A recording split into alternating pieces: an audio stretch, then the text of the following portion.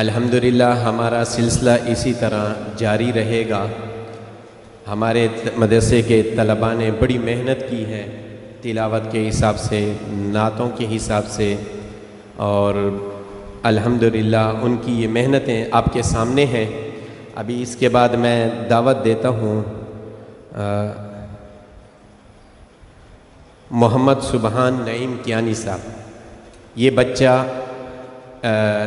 قرآن پاک کی فضیلت پہ بیان کریں گے، تو آپ حضرات سے مؤدبانہ گزارش ہے غور سے سنیں کہ ان بچوں کے سینے میں اگر قرآن پاک ہے تو قرآن پاک کے ساتھ ساتھ ان کے فضائل بھی ہیں، ان کو سکھائے جاتے ہیں۔ اللہ تعالیٰ ان بچوں کو کامیاب فرمائے۔ نحمده ونصلي على رسوله الكريم، أما بعد، فأعوذ بالله من الشيطان الرجيم، بسم الله الرحمن الرحيم۔ قال الله تبارك وتعالى في القرآن المجيد والفرقان الحميد: لو أنزلنا هذا القرآن على جبل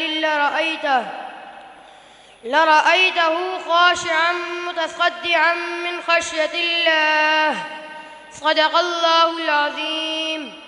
وقال النبي صلى الله عليه وسلم: خيركم من تعلم القرآن وعلمه، أو كما قال عليه الصلاة والسلام۔ کیوں نہ ہو ممتاز اسلام دنیا بھر کے دینوں میں، کیوں نہ ہو ممتاز اسلام دنیا بھر کے دینوں میں، وہاں مذہب کتابوں میں، یہاں قرآن سینوں میں۔ میرے محترم اساتذہ کرام، معزز مہمانان گرامی اور ہم مکتب ساتھیوں، السلام علیکم ورحمۃ اللہ وبرکاتہ۔ آج میں آپ حضرات کے سامنے جس موضوع پر لب کشی کرنا چاہتا ہوں وہ ہے فضیلت قرآن۔ معزز سامعین، قرآن مجید اللہ تعالیٰ کی وہ آخری کتاب ہے جس میں سابقہ تمام آسمانی کتابوں اور صحیفوں کے معتدل اور مناسب تعلیمات درج ہے۔ یہ کتاب کائنات کے لیے روح اور اس کی حقیقی حیات ہے۔ اللہ تعالیٰ نے اس کتاب کو سب سے اعلیٰ و ارفع قرار دیا۔ ذالک الکتاب لا ریب فیہ، یہی وہ کتاب ہے جس میں کسی شک و شبہ کی گنجائش نہیں ہے۔ حاضرین محترم، میں نے قرآن سے پوچھا بتا تیرا نام کیا ہے؟ قرآن نے جواب دیا قرآن مجید، میرا نام قرآن مجید ہے۔ میں نے قرآن سے پوچھا بتا تیری زبان کیا ہے؟ قرآن نے جواب دیا بلسان عربی مبین، میری زبان عربی ہے۔ میں نے قرآن سے پوچھا بتا تیری حفاظت کی کیا گارنٹی ہے؟ قرآن نے جواب دیا انا نحن نزلنا الذکر وانا لہ لحافظون، میری حفاظت کا ذمہ خود خالق کائنات نے لیا ہے۔ میں نے قرآن سے پوچھا بتا تجھ میں کسی شک و شبہ کی گنجائش تو نہیں؟